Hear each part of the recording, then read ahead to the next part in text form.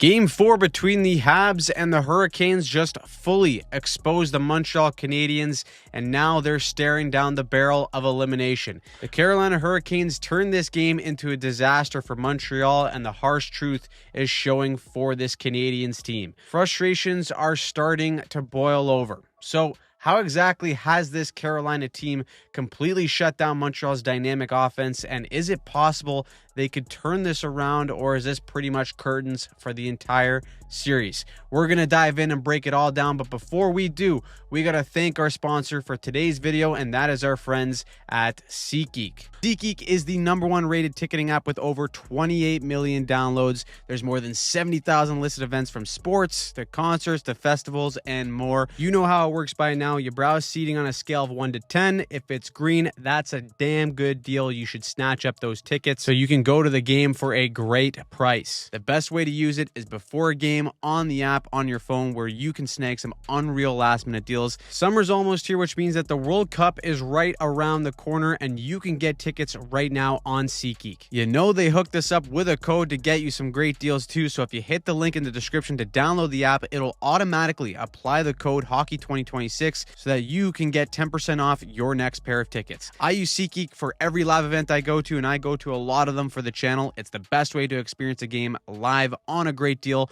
So get the app, use the code, and enjoy your next game with SeatGeek. So now let's jump into the game. Kicking us off is Jaro Halak carrying the torch into the Bell Center with a Dobish stop sign acting as his shield. Montreal's hoping maybe that changes the vibe, but no. Right away, the onslaught gets going. Jackson Blake, 2 first names, gets a breakaway early on, and Dobish on his birthday, patience of a monk with that leg save, makes an incredible one early to keep this all tied up. Then a little bit later on, we get some 4-on-4 action, and time's ticking down until Carolina gets on the power play. And the reason that is important is because of this entry here by Carolina. It's a 2-on-2, a bit of a broken play at the line that is almost offside, but as this is happening, Carolina gets their man back on the ice for a power play. So Aho has all the time in the world here to stream all the seasons of Breaking Bad and survey his options. And at this point, there's only 4 Hurricanes in the zone, but coming in late off the bench is Nikolai Ehlers. His presence catches the Montreal penalty killers by surprise, because look at how spread out their diamond is at this point.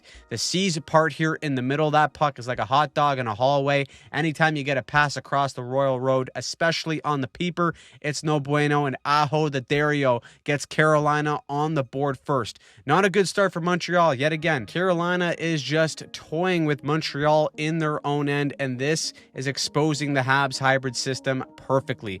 The puck here is going to go low to high, and when that happens in the hybrid system, Montreal is going to attach man-to-man. So keep an eye on the movement of these 3 Hurricanes high in the zone. They're going to run an outside scissor route between the 3 of them in an attempt to shake the man coverage. So the first route ties up the Montreal D-man and clears the outside lane for Ehlers to continue his crawl higher into the zone. And then here's the handoff here into the next scissor route to Miller, and look at the speed advantage and gap separation Miller now has between his assigned check through all of this motion. Now it's simple. Just beat your man to the net. Keandre Miller does exactly that, and this is a gorgeous pass right to the tape of Jordan Stahl, who's just parked his caboose in front of that net, stick down like a vet beer leaguer. He's got the touch of an angel to beat Dobish to make this a 2-0 game, and the crowd is completely stunned. From start to finish on that play, that is Carolina understanding their opponent inside and out and executing the right system flawlessly to beat it. The Hurricanes are a team that also plays man-on-man defense as well, so they know what works best against them. It'll also be interesting to see whoever moves on from this series, which defensive system ends up coming out on top, as Vegas plays the opposite of a man-on-man. Everything for them is a zone coverage that protects the house. And so Montreal needs a response here, and the thing with Carolina's man-on-man is they swarm you and they want to get on you quickly, but if you can make a play or a pass to beat the pressure and your man, or maybe even 2, openings happen like we see here. Demidov behind the net has pressure coming at him on both sides, but a quick play to space catches 3 Hurricanes behind the net, and now Montreal takes full advantage to find Lane Hudson coming down Main Street. But look at this effort.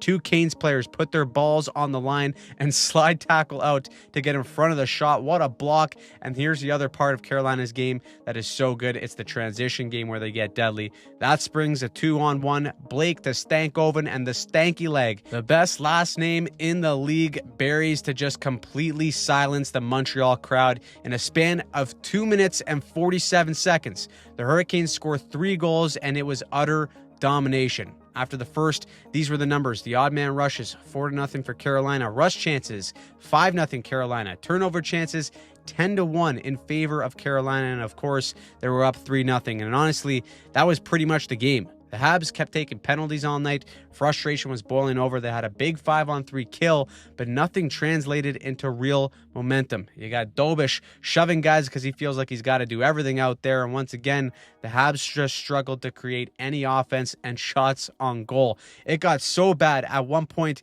the entire crowd was chanting, "Shoot the puck," and giving the Bronx cheer when they finally did.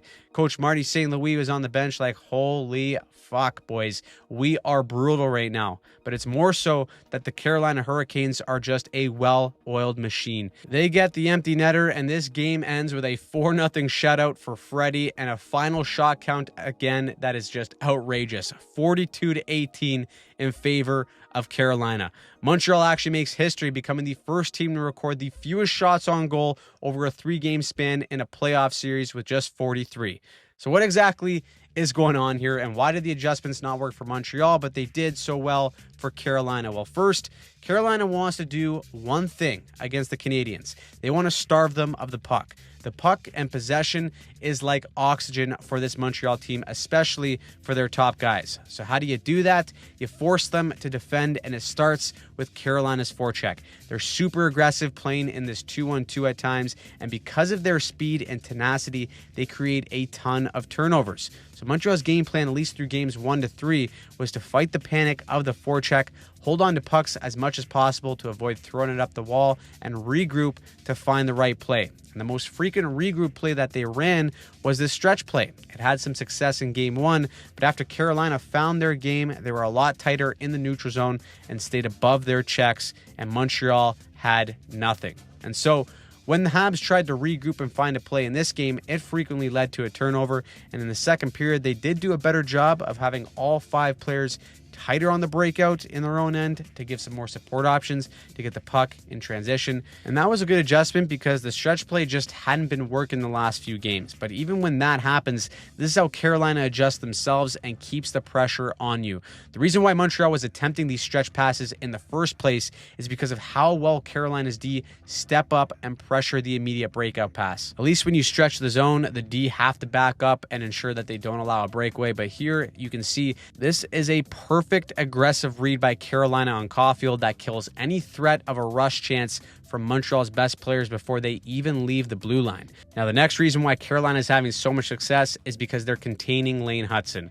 A team with Lane Hutson should rarely struggle with breakouts, but Carolina has completely stifled his impact in 2 ways.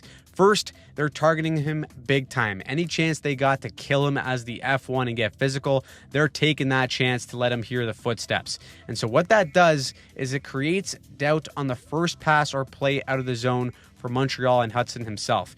Here, look at the F1 come at Hudson. He sees him all the way, and then you have Hudson doing his usual dance. He gets rid of that F1, but right away, an F2 comes at him, and this guy just dodged a heat-seeking missile, so he's probably feeling a tad more urgency than usual to advance the puck and move on to the next play. And even if it's just enough to get him to hurry a play or pass, Carolina's done their job, because then the next layer of pressure can jump all over that next play that Hudson makes. So more than previous series, the physicality and waves of Carolina's forecheck have impacted his ability to consistently get a clean breakout. The second way is how they're defending him getting active on the weak side. This is how Hudson and most offensive defensemen create their offense. They jump in on the weak side during a breakout to get a numbers advantage. But Carolina has consistently had 1 or 2 layers in front of him at all times. Even if he has the space on the initial pass, it has shrunk drastically by the time he reaches Carolina's blue line. And so when you combine these 2 factors, Hudson has looked rather human in this series. For Montreal as a whole, though, if they can finally find a way to gain the zone, there's a lot of one-and-done chances. Perimeter play with no one on Montreal on the inside driving the net while Carolina protects the middle usually ends up meaning that if they do get a shot, it just isn't a very dangerous one. The The Hurricanes have also been there. They know how to use these high flips to just defer their troubles down ice, and on the breakout of 50-50 pucks in their own end, they're incredibly tight to support, often on one side of the ice, that every Hurricane has an option to exit the zone with help. You put all this together and you get a series so far that has just really not been close. That being said, it's not over. Anything can happen. Montreal can make some adjustments going forward here, and if you take it one game at a time, stranger things have happened. But the harsh truth for the Habs is that they may simply be going up against a team that is out of their league. Getting outplayed and finding a way to win has been Montreal's forte at times in these playoffs. Dobish has been the glue that has held that theory all together, but it may simply be too much to overcome against this Hurricane team. Now, they're on the edge of elimination going on the road to Carolina. The chances of coming back in this series are slim, especially with how they've played, but the NHL playoffs can be as unpredictable as any, and we're going to find out what happens next. So, what surprised you? Who pissed you off about these games? Let me know in the comments down below. As always, I'm Anthony from Hockey Psychology. We do all the breakdowns on this channel, and if you want to see more just like this, check out any of the videos here and subscribe to the channel so that you don't miss a single thing.